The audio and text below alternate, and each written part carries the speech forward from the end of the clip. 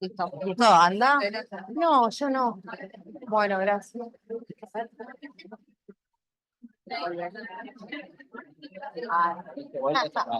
¿Querés que lo pase yo entonces? No, no, cuando yo lo pase lo voy a pasar yo.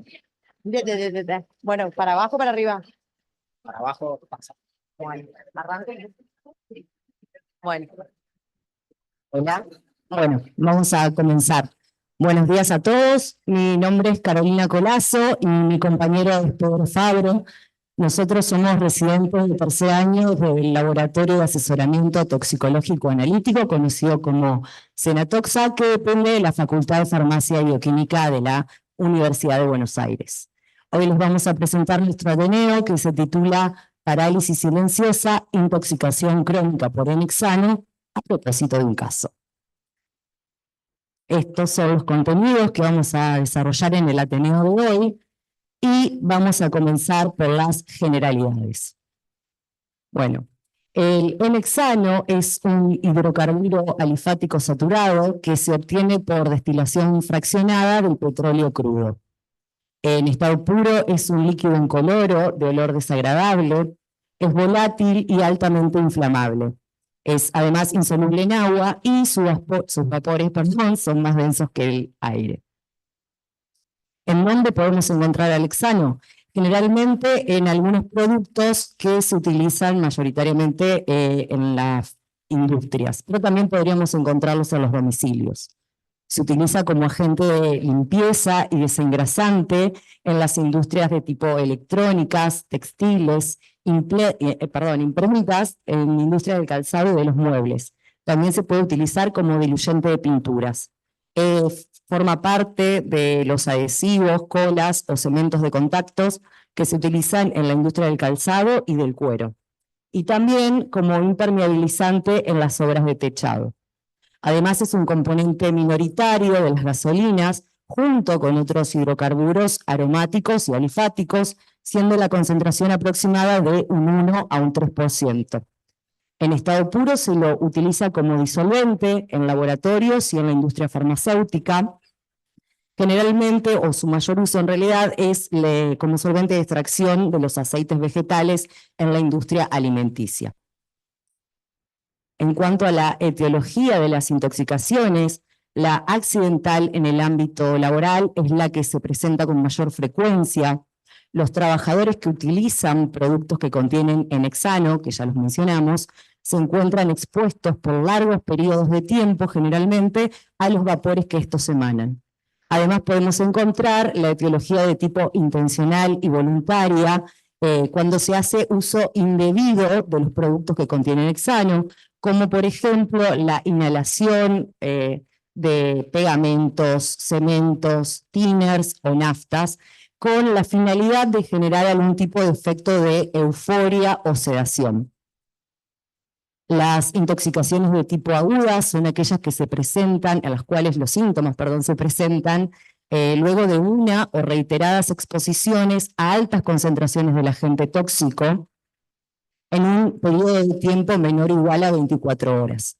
En el caso del enexano, este tipo de intoxicación es poco frecuente, pero podría llegar a darse, obviamente, y la sintomatología que se presentaría puede ser variable, siendo algunos de los síntomas muy leves, como tos, náuseas, mareos, vómitos, hasta sintomatología un poco más grave también, como puede ser una neumonía química, un edema de pulmón, llegando también a una depresión del sistema nervioso central, a un estado de coma o incluso la muerte. Drama. Bueno, el hexano en realidad es un agente neurotóxico y la intoxicación de tipo crónica se presenta con un cuadro de polineuropatía periférica, sensitivo-motora, distal y progresiva. En cuanto a la toxicocinética o el paso de esta sustancia por nuestro organismo, existen varias vías de absorción, pero teniendo en cuenta sus características físico-químicas, la vía de absorción inhalatoria es la que se presenta con mayor frecuencia y la más importante también, seguida de la vía dérmica y por último, y menos importante, la vía oral. Se une a proteínas plasmáticas y se distribuye por todo el organismo, teniendo mayor predilección o afinidad en aquellos órganos o tejidos con alto contenido lipídico. No se acumula, atraviesa barrera hematoencefálica y placenta y se metaboliza en hígado, en donde sufre un proceso de bioactivación. Esto significa que se producen metabolitos con mayor toxicidad y a nivel del pulmón sufre un proceso de biodetoxificación. La eliminación se da mayoritariamente vía renal de algunos metabolitos, ya sea de forma inalterada o conjugados con ácido glucurónido. Y la vía minoritaria de eliminación es la pulmonar, en donde se elimina el hexano inalterado. En cuanto al metabolismo hepático, dijimos que sufrió un proceso de biotransformación, esto es por la acción de la enzima citocromo P450, en donde en una primera instancia se forman una variedad de alcoholes que pueden seguir dos pasos. Por un lado, ser conjugados con ácido glucurónido, y por otro lado, ingresar a la beta-oxidación lipídica y ser metabolizados completamente a dióxido de carbono. El metabolito mayoritario es la 2,5-hexanodiona, y ahí está marcada, no sé si se llega a ver, sí. Bueno, en cuanto a la dinámica, la 2,5-hexanodiona no solo es el metabolito mayoritario, sino que es la responsable del mecanismo o del efecto tóxico en realidad. Es un metabolito neurotóxico que reacciona con los residuos de lisina de distintas proteínas formando aductos pirrólicos. Estos aductos luego se autooxidan y se siguen de una adición nucleofílica para formar enlaces cruzados intra e intermoleculares con proteínas. Este proceso se lleva a cabo a nivel de todo el organismo, pero la afección principal se da a nivel del sistema nervioso. Y acá vamos a repasar brevemente la unidad funcional básica del sistema nervioso, que es la neurona, y todos lo conocemos, creo. Está compuesta por un soma o cuerpo celular, del cual salen varias ramificaciones, algunas más cortas, las cuales llamamos dendritas, y una prolongación más larga, que es el axón, y que se encuentra rodeado por una vaina de mielina. Hasta acá todos, ¿no? Sí. Bueno, la cuestión es que esta célula, como también sabemos, una de las características es que tiene un requerimiento energético muy elevado debido a la demanda metabólica que es necesaria para mantener y restituir continuamente los gradientes iónicos. Otra característica de la célula es su elevado volumen celular, ya que sabemos que, por ejemplo, las neuronas motoras que inervan los músculos de las extremidades pueden tener axones cuya longitud puede ser de hasta 1 metro de largo. Y este gran volumen necesita, digamos, La maquinaria celular que se encuentra en el soma o en el cuerpo celular es la encargada de sintetizar todos los elementos y estos necesitan llegar hacia la parte distal del axón, ¿no?, para poder mantener una célula funcional y también mantener su estructura, obviamente. Entonces, esa es otra de las características que se cumple o se lleva a cabo mediante un mecanismo de transporte axonal. Que en realidad el transporte axonal está compuesto obviamente por neurofilamentos y microtúbulos, que son los encargados de transportar, como su nombre lo indica, vesículas con proteínas, organelas y elementos propios del citoesqueleto hacia la parte distal del axón. Esta relación dinámica que existe entre el cuerpo celular y el axón es necesaria para entender la fisiopatología asociada a la intoxicación por hexano, en donde la formación de esos aductos pirrólicos es el evento que desencadena la toxicidad. ¿Cómo? Bueno, es que se forman enlaces cruzados entre las unidades proteicas de los neurofilamentos y esto lleva obviamente a una falla en el transporte axonal.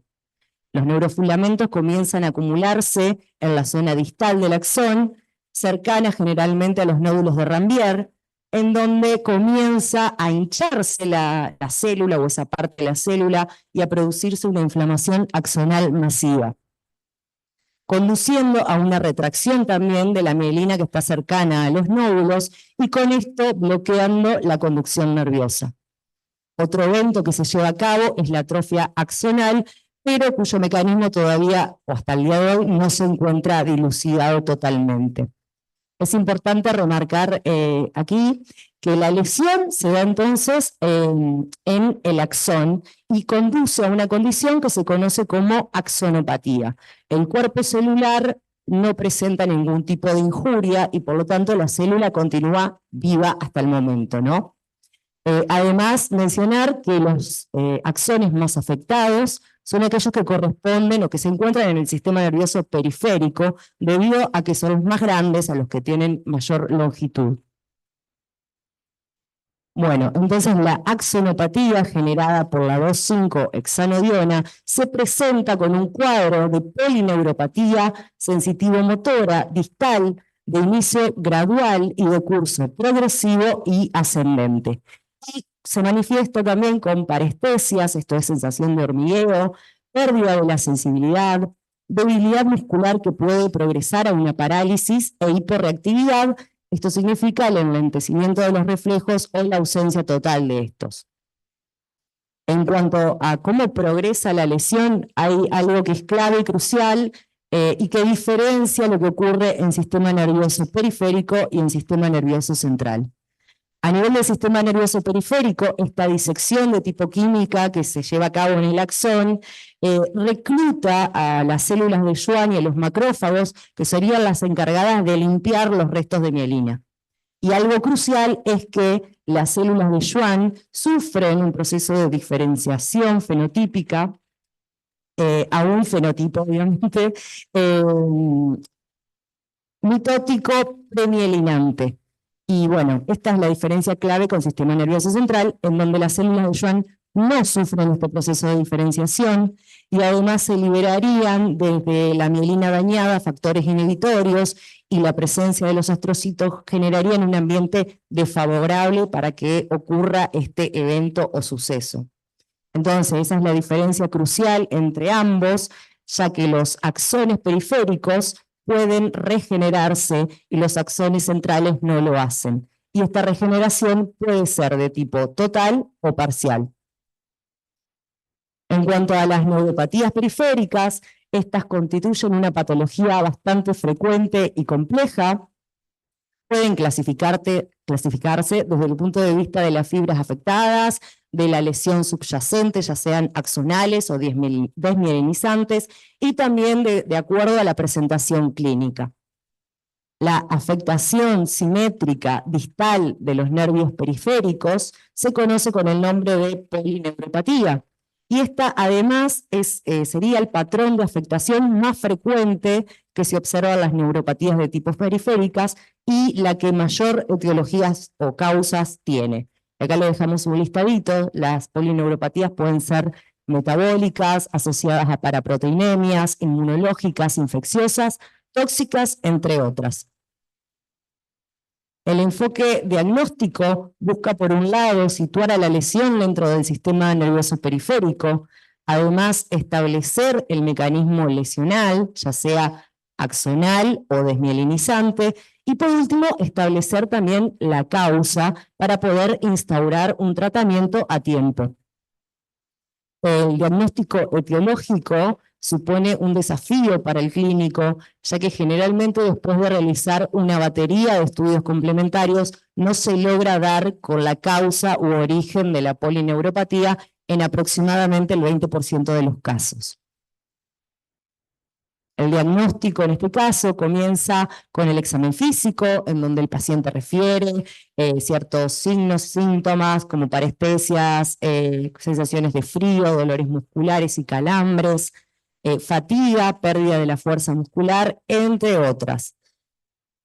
Además se realizan estudios como la electromiografía, en donde generalmente es ahí donde se detecta la lesión subyacente y el origen de la neuropatía, ya sea axonal o desmielinizante, que ya lo mencioné, y se pueden realizar también estudios de conducción nerviosa. El analito que se determina en los casos de exposición o intoxicación con hexano es la 2,5-hexanodiona libre en orina. Este es el biomarcador de exposición. Y ahí tenemos una palabra que es el BEI, o el índice biológico de exposición, que en realidad es un valor de corte que define una concentración por debajo de la cual la población trabajadora expuesta no debería presentar ningún riesgo en su salud, ¿no? En Argentina, la Superintendencia de Riesgo de Trabajo adhiere al valor de corte propuesto por organismos internacionales como la ACGIH, en que un valor mayor a 0,5 miligramos por litro de 2,5-hexanodiona libre en orina puede suponer obviamente un riesgo para la población trabajadora expuesta. Además, es importante destacar que es necesario para finalizar el diagnóstico o establecer en realidad la etiología, el historial de exposición a hexano y la exclusión de otras patologías neurológicas periféricas. No existe un antídoto específico. El tratamiento de las intoxicaciones por hexano generalmente solo se basa en apartar al paciente de su fuente de exposición. Sí, en los casos de requerirse, ya sea en alguna intoxicación de tipo aguda, podría realizarse un tratamiento de tipo sintomático. En cualquier caso, igual estaría contraindicado la inducción del vómito y la administración de carbón activado. Bueno, ahora los dejo con mi compañero para que les presente el caso.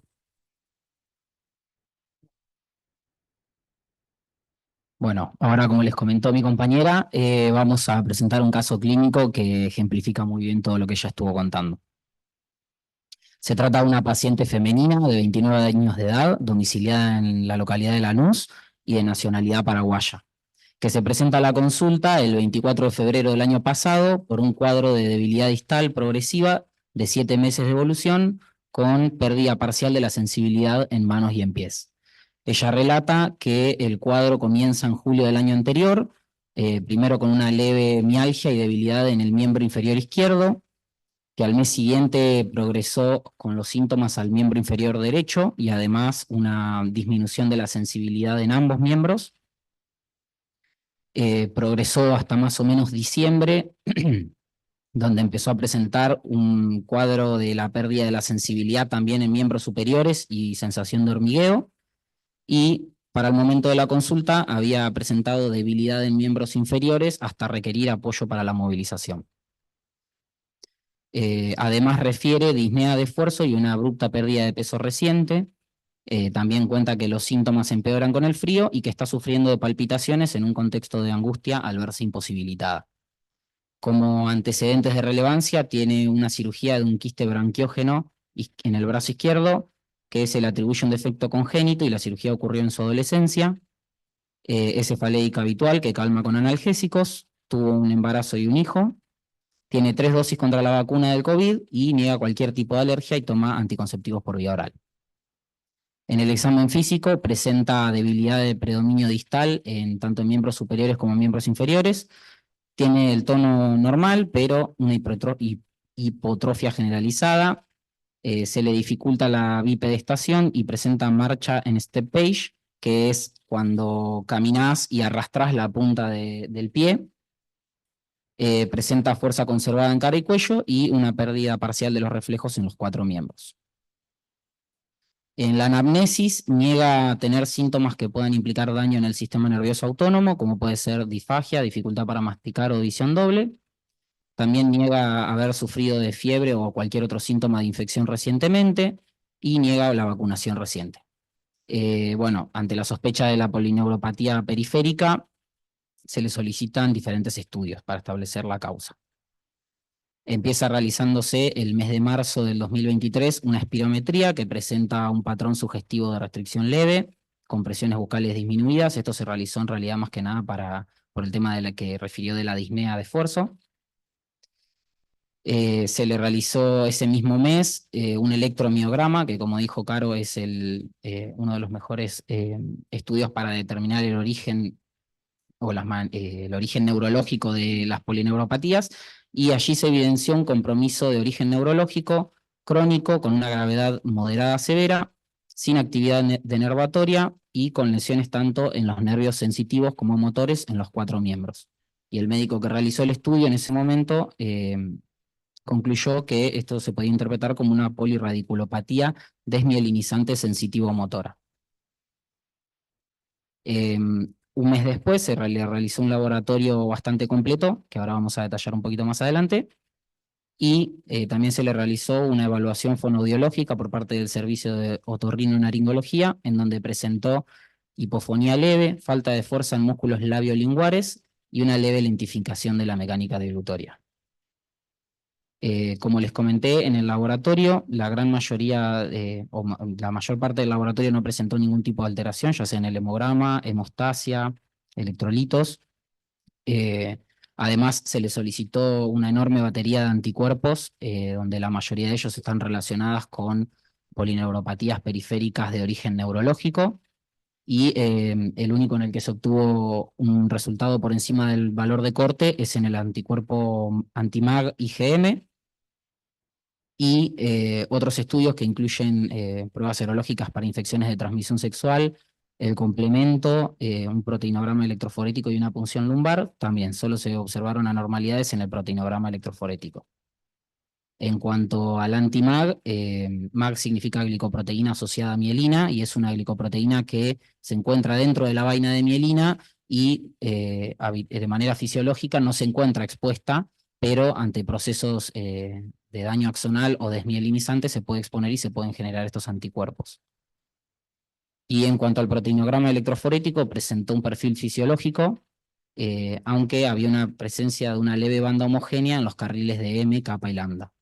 Esto llevó a pensar al grupo médico en que se trataba de una polineuropatía de origen autoinmune. Bueno, la paciente continuó al mes siguiente realizándose una biopsia del nervio sural, en donde se observaron vasos engrosados, no se observaron linfocitos perivasculares que pueden ser indicativos de una vasculitis, y no hay disminución de la vaina de mielina, lo cual se contradice con el electromiograma realizado en el que se sospechaba una polirradiculopatía desmielinizante. Al mes siguiente se le realiza una tomografía axial computada, donde se evaluó cerebro, tórax, abdomen y pelvis, y lo único hallazgos que hubo fueron unos pequeños nódulos en la pleura y unos quistes pequeños en hígado y riñón, que se interpretó que no tenían relación con el cuadro. Ya llegando para junio de ese mismo año, llevábamos 4 meses desde la primera consulta, la paciente refiere encontrarse peor, además se le infectó la herida por la cual se le realizó la biopsia, así que tuvo que empezar con tratamiento antibiótico, y debido al perfil encontrado en el proteinograma, se le realizó una inmunofijación en orina en donde no presentó alteraciones. Se le indican sesiones de kinesiología y en la historia clínica consta que el médico le preguntó por su trabajo y ella indicó que trabajaba en un taller de zapatos, pero lamentablemente no ahondó más.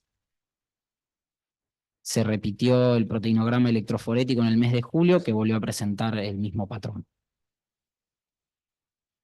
Ya llegando a agosto, 6 meses luego de la primera consulta, refiere empeoramiento de los síntomas, llegando a necesitar movilización en silla de ruedas. Además, 2 semanas antes había presentado un test de embarazo positivo, y comenta que acudió a kinesiología, pero el mismo médico le dijo que no había podido, en ese estado no la iba a poder completar. Y se inició el trámite para conseguir rituximab por ministerio, que es un anticuerpo dirigido contra los linfocitos B, de nuevo, pensando en el origen inmunológico de la polineuropatía. Y acá es donde ocurre el evento clave para poder llegar al diagnóstico, que es que su pareja concurrió a la consulta por un cuadro similar en otro centro diagnóstico. Se trata de un masculino de 30 años de edad, sin antecedentes de relevancia, que consulta por parestesias y debilidad simétrica y progresiva en los 4 miembros de un mes de evolución. En la consulta niega tener ningún tipo de síntoma autonómico, disnea, dolor abdominal, lesiones cutáneas o sequedad de mucosas. Comenta que tuvo 2 hermanos que tuvieron un cuadro similar y vivían con él y se volvieron a Paraguay ante la presencia de esa patología y recuperaron completamente sin tratamiento. También comenta que su hijo de 8 años tuvo que consultar al pediatra por falta de fuerza en los miembros inferiores, que se manifestaba como una imposibilidad de subir las escaleras. Y en el examen físico se evidencia que no puede caminar en talones y tiene una pérdida parcial de la sensibilidad en los 4 miembros. Ahí se le consulta por su trabajo, refiere que trabaja en un taller de calzados y el médico sospecha de una polineuropatía periférica de posible origen tóxico, por lo cual lo deriva al servicio de toxicología. El 3 de noviembre de ese mismo año concurren al servicio de toxicología ambos, tanto la mujer como el hombre, y comentan que trabajan hace 11 años en la confección de zapatos de forma informal en su domicilio, donde las condiciones es un ambiente cerrado y con mala ventilación. Al sospechar de una posible intoxicación con hexano, se les solicita la 2,5-hexanodiona libre en orina y se les recomienda que luego de juntar la muestra se alejen de la fuente. El 13 de noviembre se recibe la muestra en nuestro laboratorio para ser procesada. Ahora, antes de seguir con el caso clínico, les voy a comentar un poco de en qué consiste la determinación de 2,5-hexanodiona. Primero, como les comentó Caro, la 2,5-hexanodiona es el agente tóxico, por lo tanto, la determinación de su forma libre, que es la forma biodisponible y la capaz de ejercer el efecto tóxico, es un buen biomarcador para la exposición a N-hexano. Además, se realiza la forma libre porque algunos estudios sugieren que al hidrolizar las formas conjugadas para determinar la 2,5-hexanodiona total, algunos otros metabolitos productos del metabolismo, valga la redundancia, del hexano, pueden transformarse en 2,5-hexanodiona y así estar sobreestimando la cantidad de 2,5-hexanodiona total. Al llegar al laboratorio, los pacientes concurren con un formulario que, además de tener datos filiatorios, tiene algunas preguntas sobre el tipo de exposición, si es accidental, si es en el ámbito de trabajo, si fue, por ejemplo, un intento de autolisis, si presenta algún tipo de síntomas, la duración de la exposición, si tiene alguna enfermedad de base o toma algún medicamento de forma crónica, y además se le realiza una entrevista por parte de los residentes bioquímicos en donde se puede profundizar en algún tema en particular que sea necesario para la correcta interpretación del resultado. La muestra de elección es la primera orina luego de finalizada la jornada laboral, y para esto se requiere mínimo una retención de 3 horas, un volumen mínimo para la determinación de 30 mililitros y tiene que ser congelada inmediatamente hasta su procesamiento.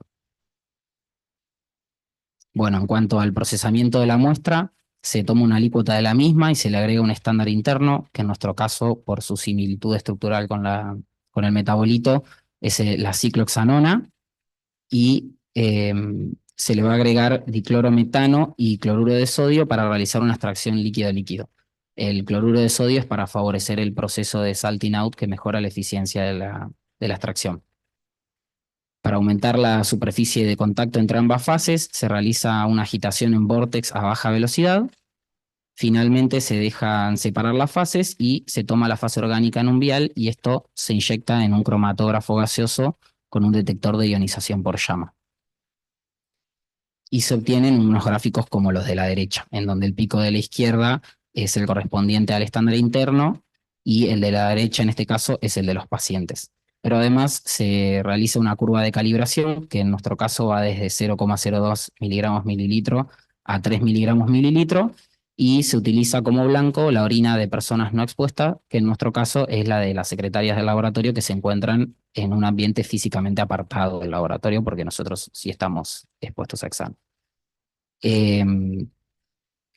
Bueno, y obviamente se realiza un gráfico de la curva en donde en el eje Y se grafica la relación de áreas entre el pico de la 2,5-hexanodiona y el pico del estándar interno.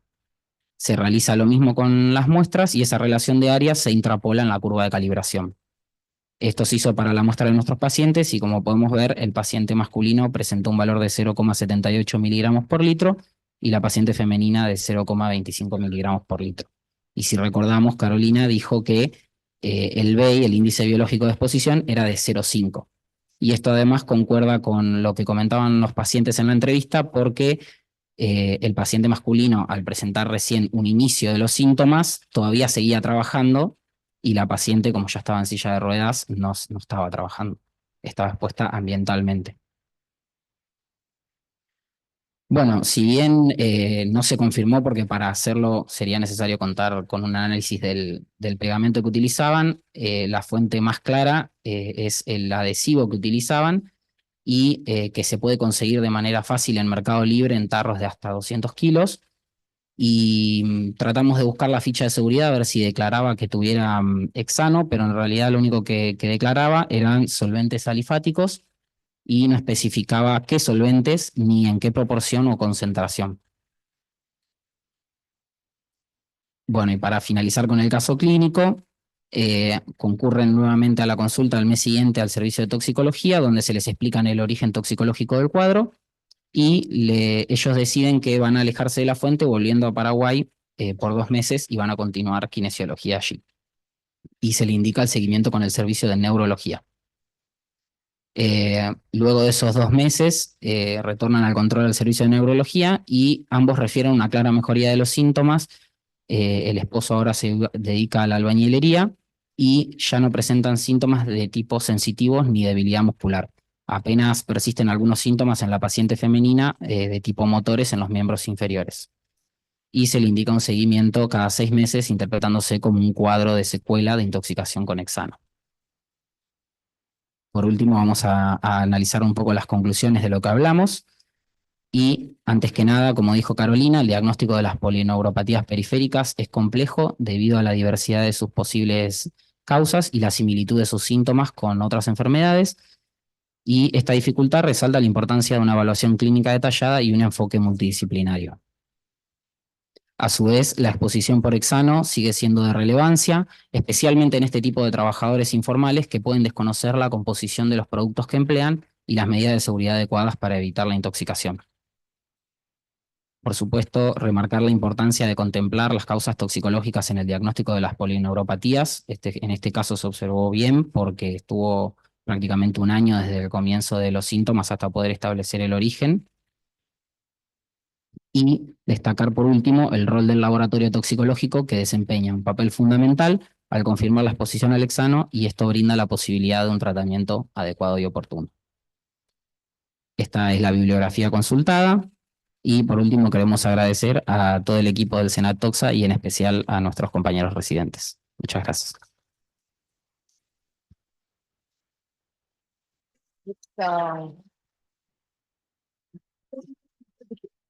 Gracias, chicos. Ay, no vemos. No, todo el mundo.